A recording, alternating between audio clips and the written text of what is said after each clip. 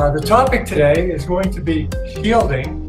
A lot of requests to go over shielding things for people out in our audience that are TIs and need to buy certain type of things for shielding. Catherine said that, Karen, you might be a good one to start off on shielding since you're sitting in a shielded kind of environment right now.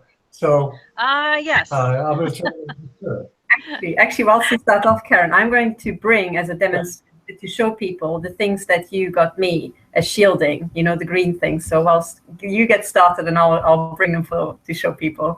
Okay. All right. Sounds good. All right. First of all, what I tell people is I'm not a scientist. You know, I'm basically what somebody called a word nerd. So that means very much right brain and not a lot left brain.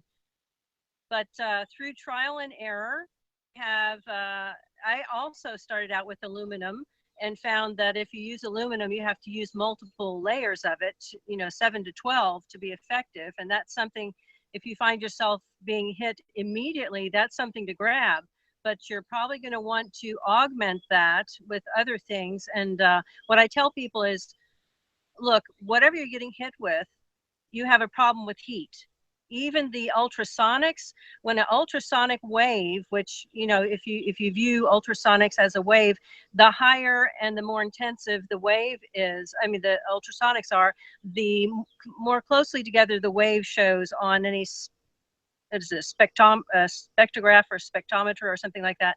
But if you have ultrasonics of a certain level, those waves become solid bands, and those solid bands generate heat. Just like microwave, just like electromagnetic radiation, all of what we're facing generates heat, and that is what they're trying to kill us with, you know.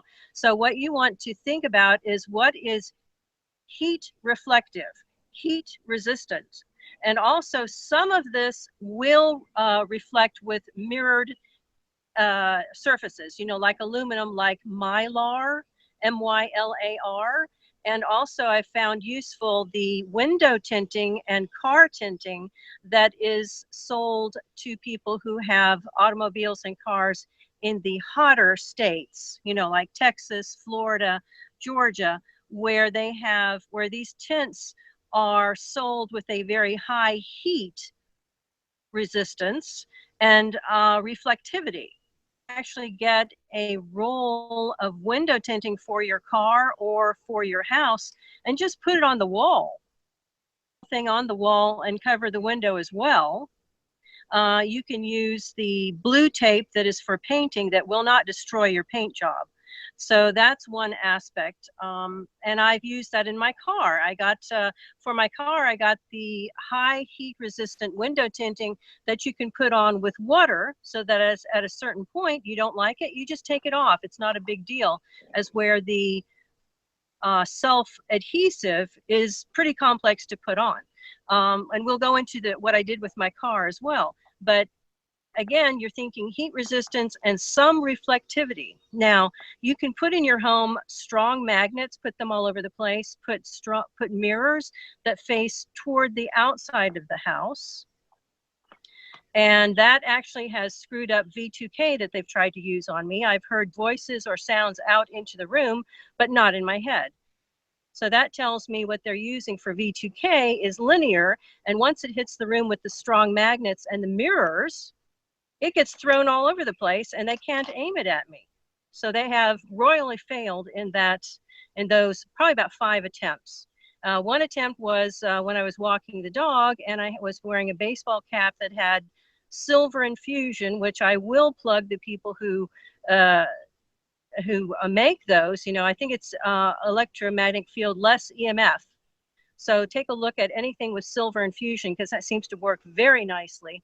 And they even have sleeping caps with silver infusion and eye masks with silver infusion. So them I recommend very much. And the baseball cap you see me wearing very often, not today, but very often, is silver infused. I live in it, not because I love baseball caps, but because it actually works. So again, we're going to go back to the general shielding. Romola gave me the tip about reflectics. Okay, reflectics is something that is like bubble wrap, but with aluminum on both sides. So that is very nice in that it stands by itself. It's rather stiff but still malleable, and it comes in about 3 different widths in heights. So that helps a lot. I will tell you that anything with Teflon, like a baking sheet, that will reflect a great majority of these weapons. Now, nothing is foolproof, but we're working into protecting yourself as much as possible. If you get down to 80–90% deflection of this stuff, you're doing pretty well. So I have even resorted at times to sleeping in a cast iron bathtub with a lot of this shielding over me, because that gives me pretty darn good protection. I've used cast iron grills. Again, you can get grill sheets, and this is a wonderful time of year to go out looking for this stuff, because we're heading into summer, and they're going to be selling grill sheets, which is the sheet you put on the grill where you cook vegetables, so they don't fall through the grill, the coal. So you want grill sheets that are up to 500 degrees heat resistant. Those can be taped to a wall. Those can be taped inside your car. Okay, another good thing, I have found that copper is actually better than aluminum, whether it's aluminum foil or aluminum piece of metal, because copper actually deflects a broader range of these waves than aluminum. Okay, now I will tell you that when I was getting tailed and shot from behind, I put aluminum metal pieces in the hatchback of my SUV. I taped them up against the back of the hatchback. And when these idiots came up behind me thinking they were so smart, they had caught me at a red light or a stop sign, and they came up to me and an inch from my bumper with the directed energy weapon on full force. Well, guess what? I saw them doing their little dance in their car, because the copper was reflecting it right back into their car, and they couldn't do anything about it, and they were stuck where they were because there were people behind them. So that was rather gratifying. But you can take these copper sheets in the back of your car, and they come in different sizes. I put the biggest that I could find, and it will reflect this garbage back into the cars of the people hitting you with it, and I guarantee you they won't come as close.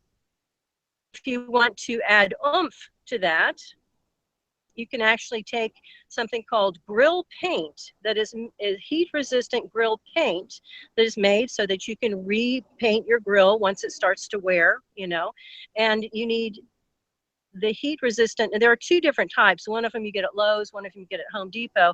I think Home Depot goes up to about 1,100–1,200 degrees heat resistant, but if you go to Lowe's, it's about 2,000 degrees heat resistant. The most effective thing is to have the copper that faces towards the perps, and then you put the heat-resistant paint on the side of the copper that is inside your car, so that anything that actually penetrates the copper is mitigated by the grill-resistant heat paint. You can fix up your car with that. There are even like hobby shops that will sell you a piece of copper, very shiny copper, for hobbies, but you can find one that fits more or less the size of your visor. So I suggest putting these copper sheets that are about the size of your visor on the outside where the visor is looking toward the oncoming traffic, and pull it down so that these people shoot you with anything, it gets deflected and you don't get so much blinded by it. You know, obviously you, and you can also buy laser goggles while you're driving, so that some of these people who have the lasers actually in their lights coming towards you and won't eventually make you blind. So that's another suggestion. I don't know if we can show the list, it might prompt my memory, but also something else to think about is electrical tape. That is heat resistant. That's yet another tip, but like I said, it's just, you know, Teflon is wonderful. It really is. The heat resistant grill paint, the copper, I think are all the best. Now, don't forget these. Once you get to the vibrational weapons, or pardon? I said, don't forget these, Karen. There you go, silicon. Exactly. So I was going to say, as soon as, yes, I sent Dr. Horton a couple of silicon oven mitts. When you get to vibrational weapons and ultrasonic, high-pitched hearing, you're looking at being able to mitigate the vibrations of these things, and copper and such don't really do it. What you need is something like silicon. Silicon is like rubber. It will dampen and reduce the vibration of these things. And so it is heat resistant. So it also is, like I said, it's malleable. So you can actually put it in your clothing. And what I sent Catherine are the Rachel Ray oven mitts, and don't get the ones with the thumbs, get the rounded ones, that you can find at Walmart. And so they've got a cloth side that you can wear against your skin, and then you point the silicone outward toward the weapons. Don't put the silicone next to your skin. You will erupt with open sores, because silicone does not allow your skin to breathe. So you're going to need something in between the silicone and your skin if you put it in your clothing. I mean, you can sew these things into a vest and wear it. You can put them under your clothing however you, but you are looking to mitigate vibrational and ultra high pitch noise with silicone. I'll tell you that if it's vibrational, what it does is it makes your body resonate to the vibration being sent into your home or at you, and that is extraordinarily dangerous, because if your heart vibrates at a rate it's not meant to, it'll stop, or your kidneys will be destroyed or something of that nature. So you have got to protect yourself from that type of thing. If you are lucky enough to be hearing a high-pitched sound, then you know that it's there and it's affecting you. So do please take some kind of precautions, because this will kill you. I spoke to David Galbots, who is a military officer, or he's retired now, and he was telling me that on one of the Army bases that he worked, they would actually truck in dogs that they had apparently stolen or gotten from the humane shelter under false pretenses, and test these weapons on them. And ultrasonics, coughing, that means you are at the beginning of respiratory arrest. Do something to protect yourself, even if it's high-pitched noise, it can be killing you. Like I said, we will have the list, I think, hopefully for everybody to see. And if you have any ideas, by all means, please get in touch with us and we will discuss that. Things that I've, in the last 19 or 20 months of being targeted, like I said, I'm not a scientist. And unfortunately, Dr. Duncan has said he can't give people tips on how to shield, because it would betray his confidentiality oath. But since I never worked on anything like this, my own trial and error is not in the least confidential. I am absolutely more than glad to share these insights with people. And if it triggers you to tell us more products that you find useful, please, by all means, because what we want to do is save a life. And by golly, we want everybody alive and healthy when we get our day in court and these people go to prison. Yeah, I think actually on this note, I'm protect yourselves. All right, so that's my spiel right now. Sorry, Karen. I actually interrupted on my end. It was delayed, but this is such a great list, actually, the things that I can add to that. So I'm not sure if my camera is actually showing, my end. Maybe. Yes, I see you. You can see me blown up. Okay. Because, so I just want to show people my shielding. I have to insulate my study like that all around, because I have perps all around like this. And there's aluminium behind the bookcases. So my study, which looks like a normal office, usually looks like a bunker for the 21st century war. And I have to say, I'm glad I did that. It's not perfect, because I still can be, and I am being shot at from above and from below. I'm sitting on a carpet which has, I think, 6 layers of aluminium below. But what I can hear is the shots against the aluminium that are fired from my neighbors. and it is just astounding. Every now and then I'll just hear an actual loud popping sound as these military shots are being fired. And in the last episode, I actually showed a video where I recorded not just the audio of these shots, but you can actually see a shot putting a dent into aluminium. I mean, we are talking horrific military weapons here. But already aluminium helps a lot with these directed shots because they get just reflected back. And I agree with Karen that copper is so much better, but I think it's also, 5 to 10 times more expensive. So if you really have to cover a room, you know, you can always buy baking foil or aluminium foil and just cover the room for, you know, less than $20. Whereas with copper, I think that would be $200 or something like that. Yeah. So the problem is, though, you need so very much aluminum, multiple layers.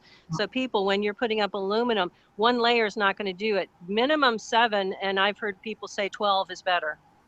Yeah, that's true. So I have got, I don't have them here, but in my videos, I show them these big panels, and they are moving boxes, which I have wrapped 6 times over in aluminium. So there's actually 6 layers either side of the cardboard. And when I go to bed, I make a tent. So I put, you know, these aluminium panels under the mattress and then aluminium panels above like that. And I literally crawl into the tent. And that's how I slept for the past, I think, 8 months or something like that. And I tried putting a Faraday cage around that, but I have to say a Faraday cage does very, very little.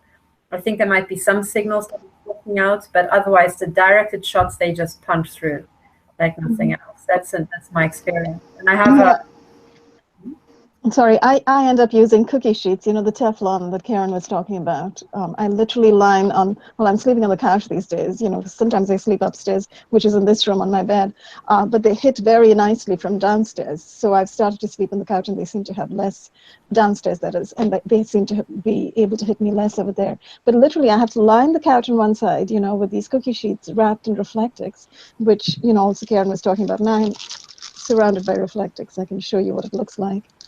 It's just like the aluminum foil you're talking about, Karen. It's just a little thicker because it has a bubble wrap on the inside. And this, you can definitely hear the shots, as you were saying, pulsed microwave shots from absolute military weapons, you know. And they have such utter gall because they are making such a racket, and we can record this racket, you know. And I have started to record it. But I've slept so many nights without recording it, and they make incredibly loud sounds. And they wake you up several times through the night. This is all part of their sleep deprivation mechanism, you know, total torture. You know, imagine, we're talking about modern day Europe and America. We're being tortured. This is torture. Yeah, Classic sleep deprivation torture. Well, let me jump in and give a hint for people who are, I mean, the most important time that you're shielded is when you sleep. I want to interrupt not only your sleep to make you tired and keep you confused, but they also want to interrupt the healing that your cellular, that you do overnight. So one thing that I found, if your brain can actually conduct some of this, and then also if you can, put under your bed mirrors that reflect down. You want the shiny side to reflect down because some of these weapons will actually come up through the ground, even if you don't have a basement. I have been woken up by absolute vibration coming up through the ground on a slab. So the way that I fixed that was to put mirrors facing downward under the bed, and to also put multiple layers of aluminum in between the box spring and the mattress. And I will tell you another thing that I didn't mention. There's something called a dog cooling gel bed. Again, it's on sale now because it's summer, and that has cooling gel in it that does feel cool to the touch, but it will mitigate vibrations and sound-based weapons. So that is yet another thing you could actually add to your repertoire and put on your bed and sleep on it if you have problems with anything coming up through the bed. And you can actually sleep on one and then put another one on top of you. They have small, medium, large, extra large. So you decide what it is that you want to do, the configuration that you want. And I would go to the cheaper stores, like some of these secondhand stores that they just basically sell things other places could not get rid of, and you'll get a $24 dog cool gel bed for $16 when it's originally $25. So that helps a lot. So that's yet another idea I wanted to make sure that I did not forget to mention. Yeah, I think the other thing I actually before I forget, or maybe we should stick that to the military section. Yeah, actually maybe we should. I just have to remember that comment about Dr. Robert Duncan and his reticence to inform us about shielding. Anyway, the other thing which is so important, and people forget about that, because we now covered shielding against ultrasonics and shielding against electromagnetic things. And also, IR works just like the reflectics. It's the aluminium sheeting and so on. But the other thing you also have to shield against is when you're staying in a hotel, break-ins. They will leave the hotel room and inform you. And you have to lock the room, you have to lock the entrance, and you have to make sure that if there's a desk, you actually push the desk and jam the desk against the door, because otherwise these at night. It's one of the standard. So it's even that sort of thing you have to think about. And I just want to pop in one little interjection there when you speak about hotels and breaking in, Catherine, is one of the things you can use, by the way, is a door stopper. You can stick that underneath your door as well. There are door stopper alarms meant for people who stay in hotels a lot. Oh, brilliant. That sounds like a great thing too. So there's an alarm as well. So there's a sound that'll go off. Yeah. On the door, yes. Mm-hmm. So I wanted to actually underline at this point, and maybe this is a tiny little segue into the military aspect, is when we say people are breaking into hotel rooms and they're breaking into homes, I want to underline that these are activities, these are covert activities that are actually being conducted by special operations forces and by clandestine services.